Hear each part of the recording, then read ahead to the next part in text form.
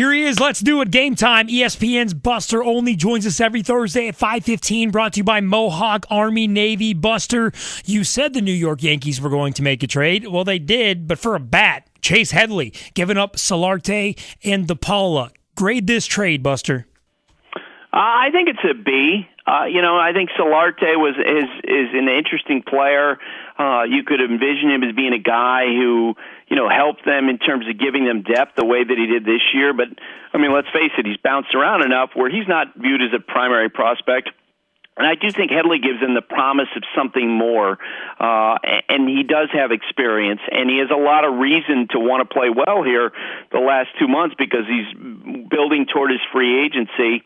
And I do wonder sort of how he'll respond from going to Pitchers Park in San Diego to from a market where there isn't necessarily an expectation every year that you're going to contend for a World Series title to playing in New York. Maybe this is the perfect time to add a guy like that to give him some adrenaline. So I thought this was like the McCarthy trade. I thought it made them a little bit better, and at this stage, without any big fishes out on the trade market, maybe that's what you should be hoping for. Now, if Chase Headley is able to regain his 2012 production, is there a chance the Yankees re-sign him? And then what happens next year when their other third baseman comes off his suspension? Now, Brian Cashman described it as a rental the other day when they made the deal, and I think that's exactly what it is. I think this is a 2 months and done type of situation because they've got Mark Teixeira to play first base under contract.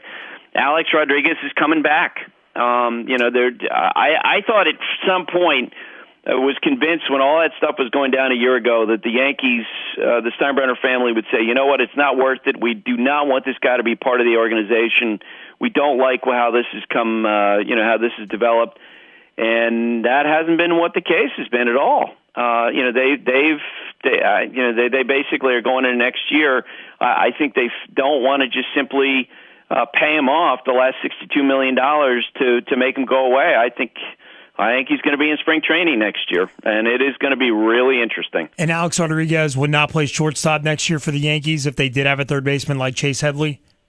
No, I think that went out the barn door probably 6-7 years ago when he started to get big and heavy. And I know Derek is not he's not a good shortstop now, but at the same time, I think Alex, after missing an entire year at age 39, that would be a whole lot to ask for Alex to play the position. We've heard Cashman say he's open to anything.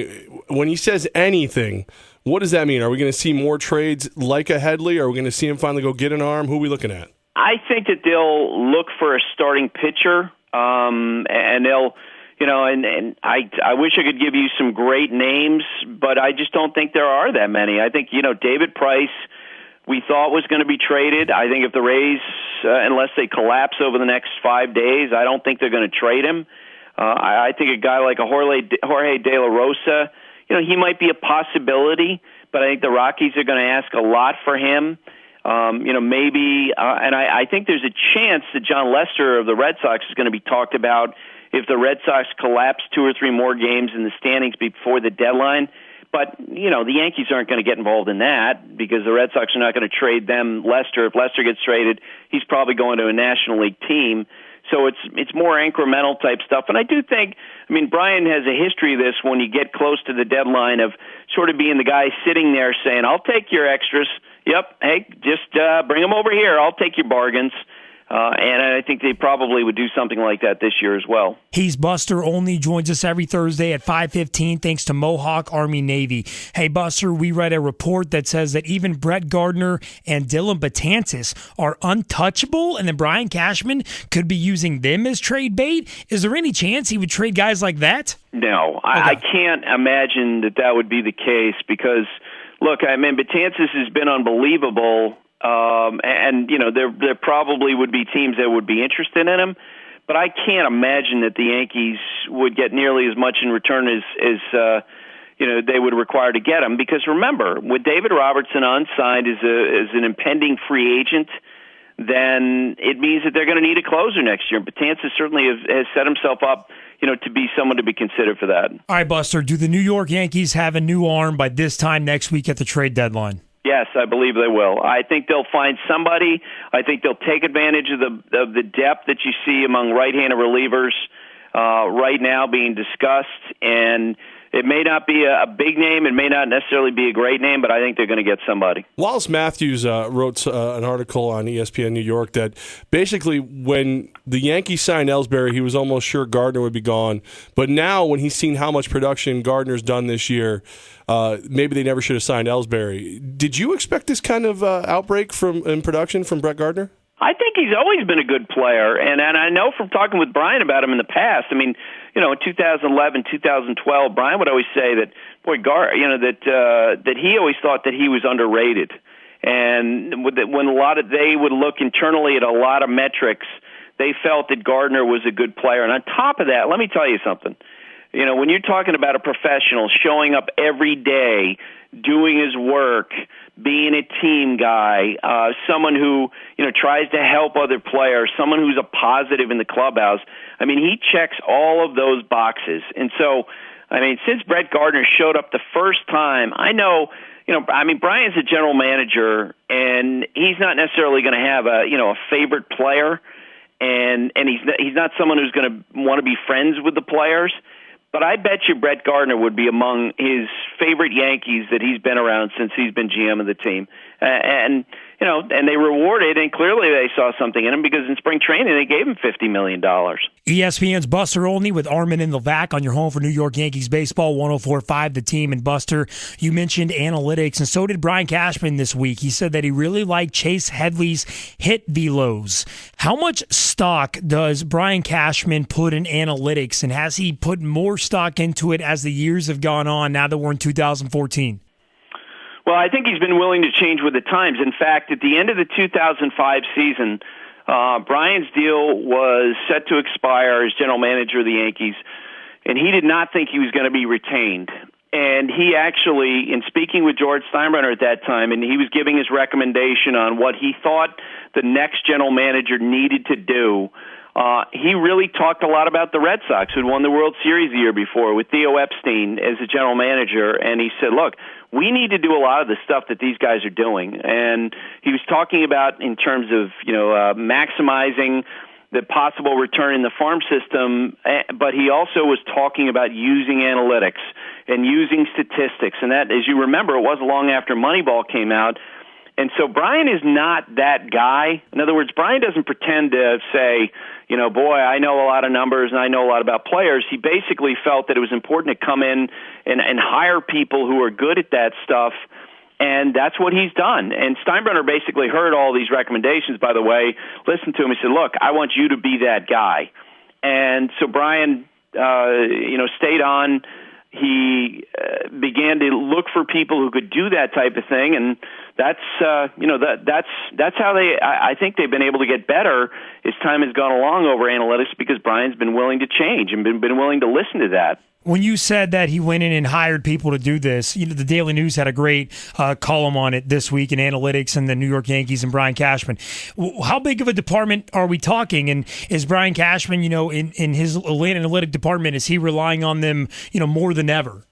Yeah, I can't tell you how many people exactly he has, but it's part of the conversation, and I think that they're really good in the way that I think the Red Sox certainly look at both sides of the coin. I know Billy Beane, the Oakland Athletics, look at both sides of that, where they want their head of their professional scouting is a guy named Billy Owens. And before they make a trade, they're going to call Billy Owens and say, hey, tell us what you see. But on top of that, they also do their statistical analysis of players. And they'll look at both of those things. And the Yankees are the same way.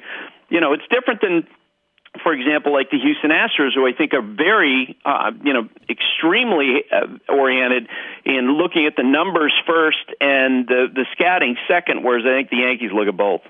Now, you talked about Brian Cashman's ability to change and adapt, and I don't think he's done a terrible job, but I know a lot of people are calling for his head. Is there anything he can do short of making the playoffs to save his job? Like if they don't make the playoffs this year, is he out? I don't think that would be a given at all, because the one thing we've seen from Hal Steinbrenner is that he's not his father. He's very patient. Last year, their farm system was so bad and performed so poorly that if they had fired anyone and people in decision-making capabilities, where it was, if it was Mark Newman, who, oversees their player development, if it was Brian, if it was Damon Oppenheimer, I don't think it would have surprised anybody.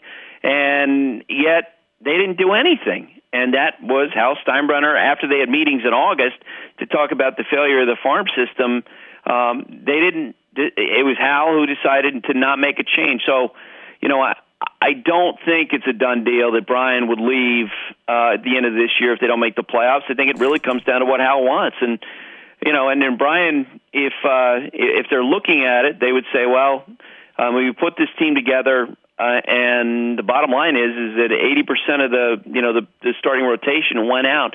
That's pretty hard to overcome. Buster, only on 104.5 The Team, brought to you by Mohawk Army Navy. Buster, yesterday we were in the studio and cheering for Bartolo Colon. He was perfect through 6 1/3 yesterday. What does this do for his trade value? Yeah, and this is the time of year when actually small sample size matters, so that one great start can change the perception of a player. I can tell you that the night before Colon's start, the Mets had nothing serious going on Colon. There were no real trade talks. There's always been a fear among teams, as Colon has had this late career success, that they didn't want to be the team that had him when he turned into a pumpkin. At some point as he got older, that he was going to have the year when he went from being good to being absolutely terrible because of his condition, because of his age, etc. And as of 2 nights ago, there was no real action on him. I know there's been some talk about the Giants, and maybe, at some point, maybe they get involved because they are out there looking for a starting pitcher.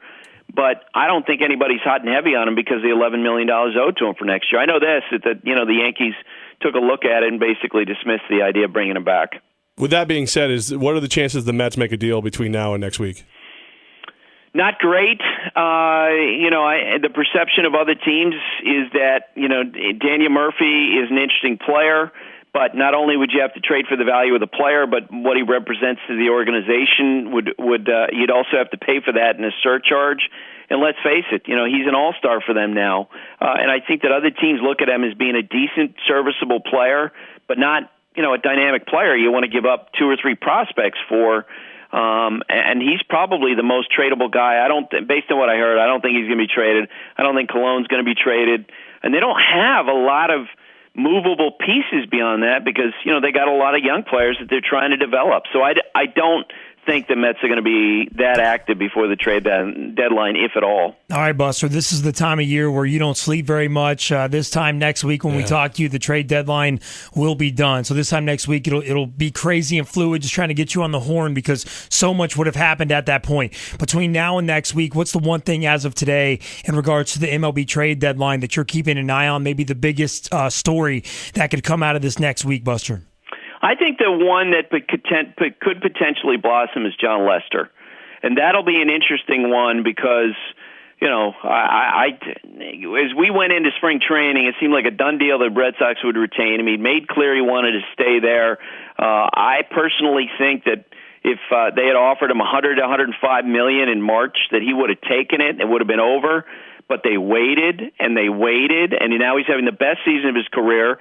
Larry Lucchino said in a radio interview this morning, the Red Sox president, that negotiations are off until after the season's over. The Red Sox are losing, that they lost on Wednesday. And if they continue to hemorrhage in the standings, then I do wonder if the Red Sox, knowing that they may have missed their opportunity to sign Lester, might listen to an offer from a team like the Dodgers. And boy, would that be an interesting development when you're talking about the Yankees-Red Sox vortex. That would probably be the best starting rotation ever if he went to the Dodgers, right? Oh, my goodness. That would be fascinating to watch.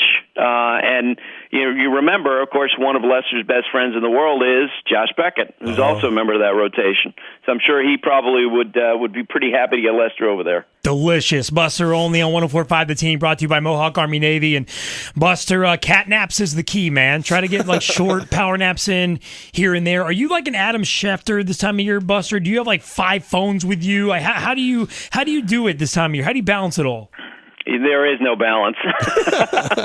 You just grind it through, and you just get to the finish line. It feels like a marathon where you're just like, okay, I'm glad that's over with. Amen. Buster, we'll talk to you next week, man. Thank you so much. Thanks, Buster. Take care. See you guys.